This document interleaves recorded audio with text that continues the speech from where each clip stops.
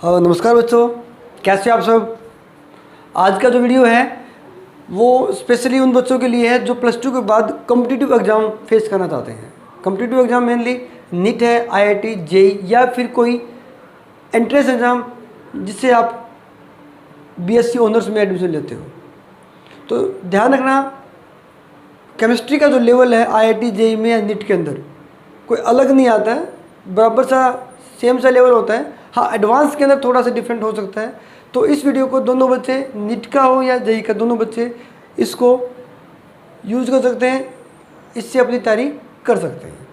और इन एग्ज़ाम्स में सबसे ज़रूरी होता है कि जो प्रीवियस ईयर के क्वेश्चंस हैं वो आपको आने चाहिए, क्योंकि वो सेम क्वेश्चन ना आए लेकिन उस तरह के टाइप के क्वेश्चन आपको प्रैक्टिस करनी होती है। तो मैंने काफ़ी क्वेश्चन डिस्कस करने सोल्व करने के बाद कुछ क्वेश्चन मैंने उसमें से सिलेक्ट किए आपके लिए, जो आपको करवा रहा हूँ मैं।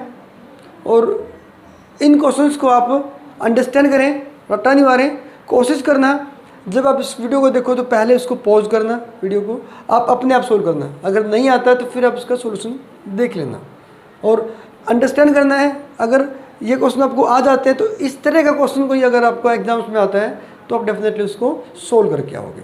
तो यहाँ देखिए, पहला जो क्वेश्चन हमारे पास है वो है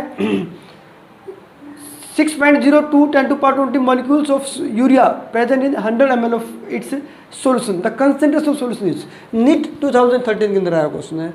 बस थोड़ा सा लॉजिक लगाना, आपको कंसंट्रेशन निकालनी है, वहाँ पर आपको चाहिए नंबर ऑफ मोल्स, लेकिन क्या दे रखे हैं, पार्टिकल दे रखे हैं।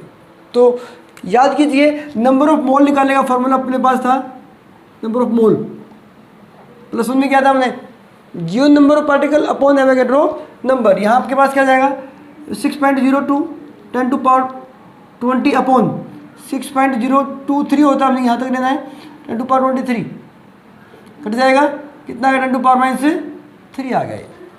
अब आपको निकालना क्या, मोलरिटी। तो मोलरिटी में याद कीजिए number of particle mole upon volume. अब मोल आ गया आपके पास 10⁻3, वॉल्यूम दिया आपको कितना 100। अब लीटर में बदलना है इसको, आप 1000 से डिवाइड करेंगे तो 1000 पता लगेगा। समझ आ गया ना आपको, क्योंकि ml में दिया है ना, इसको लीटर में चेंज कर दिया हमने। जब कट जाएगा यहाँ से आ जाए आपका जाएगा 0.01 मोलर। आंसर आपका बी आ गया। आसान है, मुश्किल नहीं है। अब देखिए यहाँ पर क्या करना है आपको, नेक्स्ट क्वेश्चन के अंदर 18 gram of glucose is added to 178.2 gram of water. The vapour pressure of water is in torr for this aqua solution. मतलब जो सोल्यूशन का वेपर प्रेशर वो आपको निकालना है। फॉर्मूला आपको बताना चाहिए कौन सा लगेगा, बस अप्लाई कर दोगे आप। यहाँ देखिए डिफरेंस दिया वेपर प्रेशर का, तो P0 minus PS upon P0 is equal to NB जो होता है आपके पास, XB जो होता है NB upon NA plus NB। ठीक है, समझ में आ गया आपको। यहाँ पर आपको एक बात देखनी है, ये जो आपके पास है और ये फिक्स रहता है, 760 होता है, और ये आपको निकालना है। ठीक है, अब क्या करेंगे, NB और NA आपको निकालना है। देखो NB क्या आपको निकालना है, number of moles of solute 18 upon 180, 0.1 आ गया NB। NA आपके पास आ जाएगा 178/2 अपॉन एसीटोन जो होता है ना, ग्लूकोज जो होता है, ये आपके पास वाटर है, वाटर आपका होता है 18। ये आपके पास जो सोल्यूट है वो वाटर, सोलवेंट आपके पास वाटर है। तो आपके पास क्या करेंगे इसको हम, ये आपका जाएगा 9.9 अप्रोक्सीमेटली आ जाएगा। तो सोल्व करेंगे इसको हम, 760 minus PS upon 760 is equal to 0.1 upon 0.1 plus 9.9। ठीक है, यहाँ से सारा हम सोल्व करेंगे इसको तो आपको PS मिल जाएगा, ये आपको मिलेगा B। ठीक है, फॉर्मूला आपको पता चल गया, आपने अप्लाई कर दिया। यहाँ पर एक बात याद रखनी है आपको, प्योर का ये आपको खुद याद रखना पड़ेगा। नेक्स्ट देखिए, यहाँ पर दिया आपको 5% solution of cane sugar, molecular weight दे दिया, उसका आइसोटोनिक विधि याद रखना, आइसोटोनिक दिया है ऑफ सब्सटेंस X। अब आइसोटोनिक का मतलब है π1 इज इक्वल टू π2। ठीक है, अब CRT C1 C2 RT। अब C जो होगा N अपॉन V RT।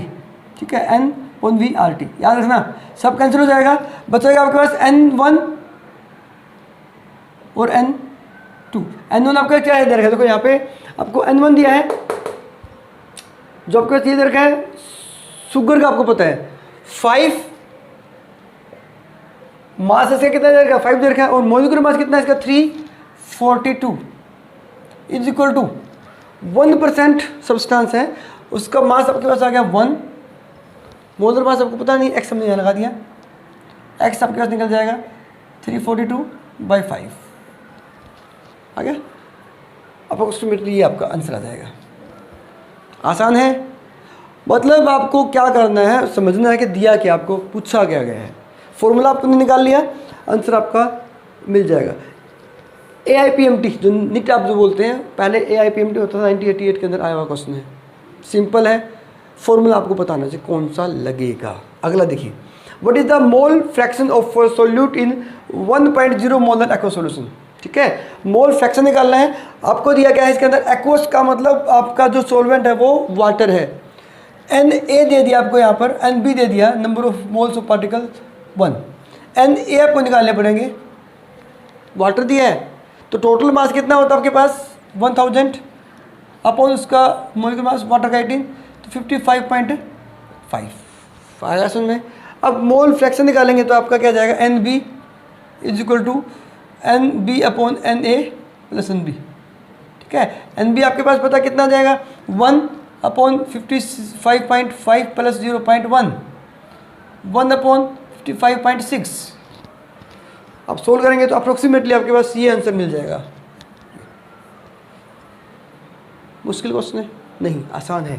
ये भी आपका जो एग्ज़ाम है CBSE PMT, CBSE नीट के अंदर 2015 में आया क्वेश्चन है, याद रखना बात है। तो ये सारे क्वेश्चन नीट में हो या JEE में हो, मतलब लेवल ज़्यादा डिफरेंट नहीं होता है।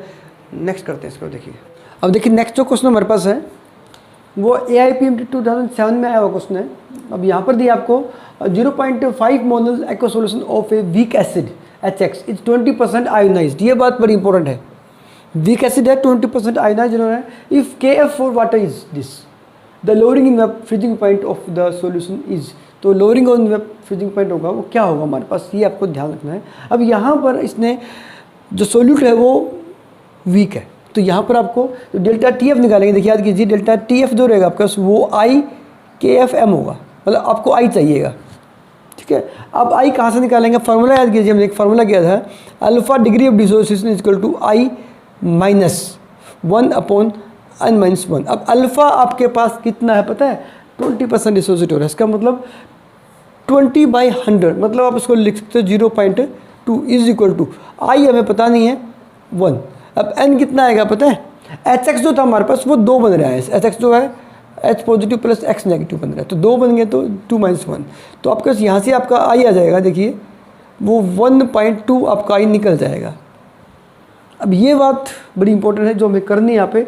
अब जो फॉर्मूला हमारे पास है वो पुट करेंगे, delta TF is equal to 1.2 into 1.86 into 0.5, ये सारा आधा पुट करेंगे ना आपके पास, तो आंसर निकल जाएगा इसका। अप्रोक्सीमेटली इसका आंसर निकलेगा ये, देखिए ये आंसर निकलेगा इसका। तो ध्यान रखना, यहाँ पर पूछा है relative depression in freezing point,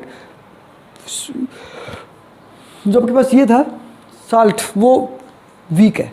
ठीक है, नेक्स्ट देखिए आपके पास, of the following 0.1 molar aqua solution which one will have exhibit largest freezing point.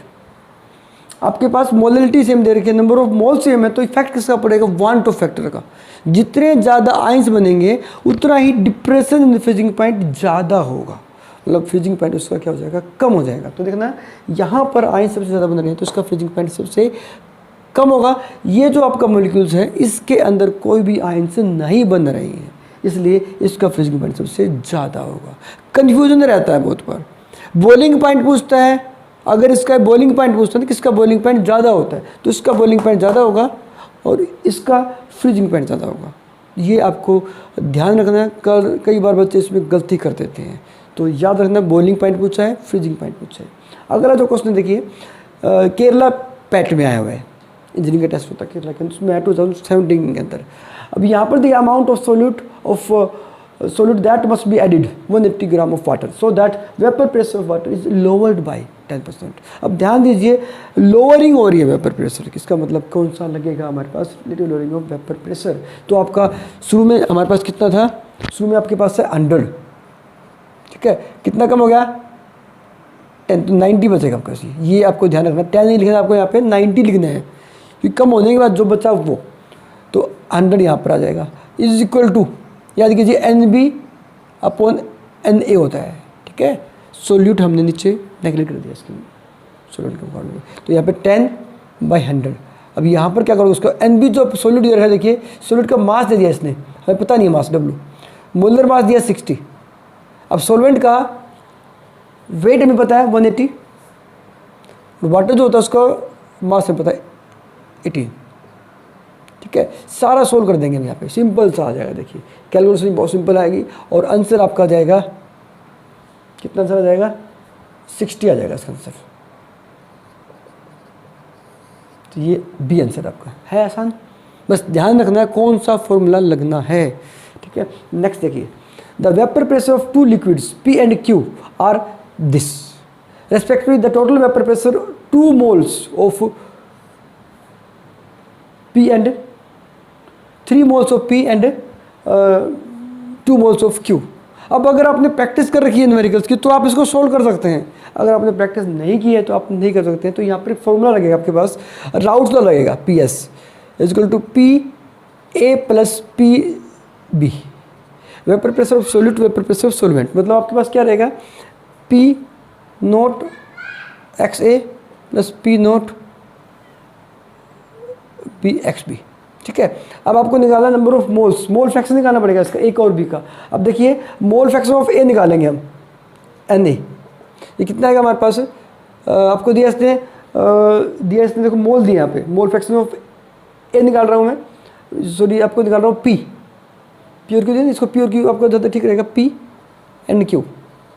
अब P जो दे रखा आपके पास, P का दे रखे the vapour pressure of 2 moles of Q and mixing 3 moles of P, NP निकाल लेता हूँ मैं यहाँ पे, NP is equal to 3/2 plus 3/5 और Na आपके पास रहेगा, Q रहेगा 2/5। ये याद रखना P है कि Q है, गड़बड़ हो सकती है, तो आप इसको सोल्व कर लेंगे। देखिए यहाँ पर आपका आ जाएगा P नोट, आपको A का दिया, देखो P नोट ऑफ P का 80 इंटू 3/50 प्लस 60 इंटू 2/5। तो ये आपको ध्यान रखना है, यहाँ से जब इसको सोल्व करेंगे ना,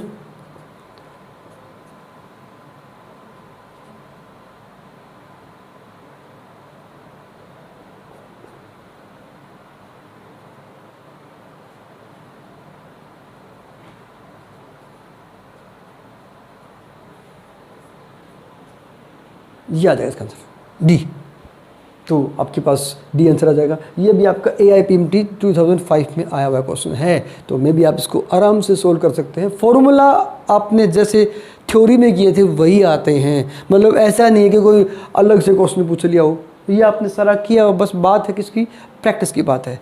नेक्स्ट देखते हैं इसके बाद। देखिए नेक्स्ट जो क्वेश्चन हमारे पास है, क्वेश्चन नंबर 9, AIPMT 2011 में आया हुआ क्वेश्चन है, बड़ा ही सिंपल सा क्वेश्चन है लेकिन थोड़ा सा सोचने का क्वेश्चन है। देखिए molarity of liquid HCl if density of solution is, आपको क्या दिया, देखिए यहाँ पे डेंसिटी दी है और क्या पूछा है, मोलरिटी पूछी है। तो इसका कोई डायरेक्ट रिलेशन है ऐसा नहीं है, अगर आप इसका देखिए कॉमन सेंस लगाते हैं तो आप इसको सोल्व कर पाएंगे। देखिए कॉमन सेंस क्या होता है, डेंसिटी दे रखी है, डेंसिटी जो होती है वो ग्राम पर ml में दे रखी है, ठीक है।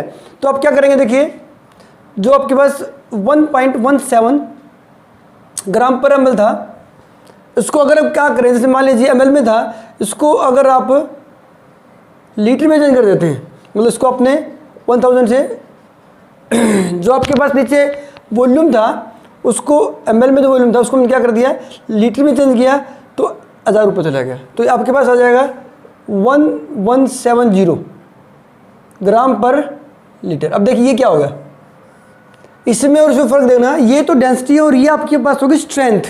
स्ट्रेंथ का मतलब आपको याद होगा अमाउंट ऑफ सॉल्यूट प्रेजेंट पर लीटर ऑफ द सॉल्यूशन, मतलब ये अमाउंट प्रेजेंट है 1 लीटर के अंदर।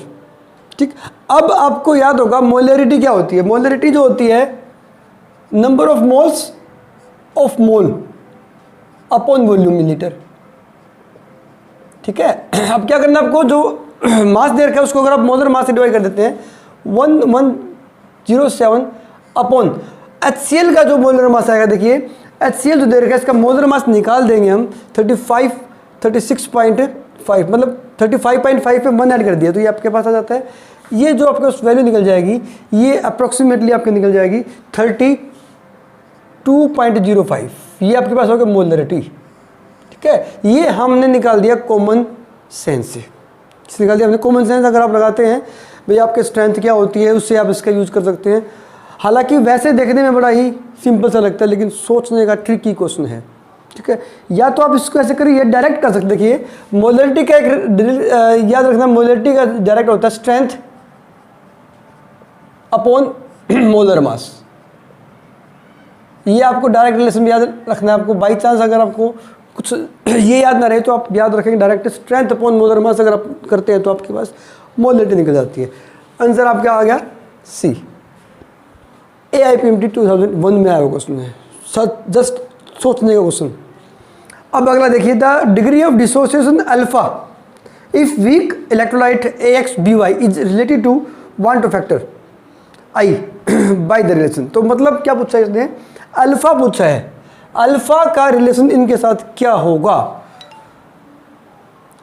I आपका वांट फैक्टर है, तो आपके पास जो कंपाउंड दे रखा है AXBY, इसको जो तोड़ते हैं आप तो XAY positive plus YB X negative ये बनेगा हमारे पास। ठीक है, आपके पास जो N होगा ना वो X प्लस Y आएगा। N आपको याद होगा फॉर्मूले में क्या था हमने, अब याद कीजिए अल्फा जो होता है, अल्फा का फॉर्मूला हमें इंपॉर्टेंट है। अल्फा का जो फॉर्मूला रहेगा वो क्या रहेगा हमारे पास, I-1 अपॉन N-1। याद है आपको डिग्री ऑफ डिसोसिएशन जब हमने चैप्टर किया था उसके लास्ट में कॉन्सेप्ट था, मैंने वीडियो के अंदर इसका फॉर्मूला भी लिखवाया था आपको। तो I जो होता है ये काम आ गया फॉर्मूला अपने को, I आपको दे रखा है ये अपॉन N जो आपके पास आ जाएगा X प्लस Y-1। तो ये आपका जो रिलेशन आ गया ये आंसर आ जाएगा। देख कहाँ पर है ये आंसर हमारा, ये रहा, ये आंसर आ जाएगा हमारा से। ठीक है, तो जस्ट सिंपल सा क्वेश्चन था, बस आपको अप्लाई करना था। वांट ऑफ फैक्टर बड़ा ही इंपॉर्टेंट टॉपिक है, आप लास्ट जो टॉपिक है वो आपको अच्छे से करना है। अब ऐसा ही क्वेश्चन एक और आपको मैंने दिया है, इंपॉर्टेंट क्वेश्चन है, आप इसको बोल सकते हैं अच्छा क्वेश्चन है। थोड़ा सा यहाँ पर भी सोचने का क्वेश्चन, बच्चे इस तक पहुँचते नहीं, इसको कम करते हैं, लेकिन इस पर आपका क्वेश्चन पूछा जा सकता है। देखिए BaCl2 है, BaCl2 जब टूटता है तो Ba2 positive plus 2Cl negative हमारे पास आ जाएगा। देखिए तो आयन कितने हो गए हमारे पास, 3 आ गए 3 आयन। ठीक है, अब क्या पूछता है, परसेंटेज दे रखी है इसकी, परसेंटेज निकालनी है आपको। ठीक है, यहाँ पर आपको इससे दिया है alpha, want of factor I दे दिया इसने, I दे कितना 1.98। अब परसेंटेज पूछिए तो पहले निकालेंगे degree of dissociation, alpha is equal to I-1 upon N-1। ठीक है, तो यहाँ पर आपका I जो आएगा वो 1.98 - 1 अपॉन N, ध्यान देना कितना आएगा यहाँ पर N, इसके अकॉर्डिंग 3 आ गया, 3 - 1 तो आपके पास 0.98 अपॉन 2 0.49। ठीक है, ये आपके पास आ गया अल्फ़ा। अगर आप डिग्री ऑफ डिसोसिएशन निकालते हैं तो आपका आ जाएगा 49% इस द डिग्री ऑफ डिसोसिएशन। ये आंसर आ गया इसका। ठीक है, ऐसा क्वेश्चन भी आपसे पूछा जा सकता है। तो ये कुछ क्वेश्चंस आपको मैंने कराए हैं जो आपके सॉल्यूशन चैप्टर में से एग्जाम्स में पूछे गए हैं। तो क्वेश्चन सिलेक्टेड है, आसान है, बस आपको प्रैक्टिस की ज़रूरत है। मैंने बहुत ही सिलेक्टेड क्वेश्चन कराए हैं, अगर आप ये कर लेते हैं तो आपका काफ़ी सारे क्वेश्चंस इजीली हो जाएंगे, बस बात है प्रैक्टिस की। तो आपको ये क्वेश्चंस कैसे लगे, इनका लेवल क्या लगा, कितने आप कर पाए। तो आप वीडियो देखने के बाद कमेंट ज़रूर करना। अपने जो साथी हैं जो तैयारी कर रहे हैं नीट की या जेई की, उनको आप शेयर ज़रूर करना। Thank you for watching and best of luck for your incoming exam. Thank you.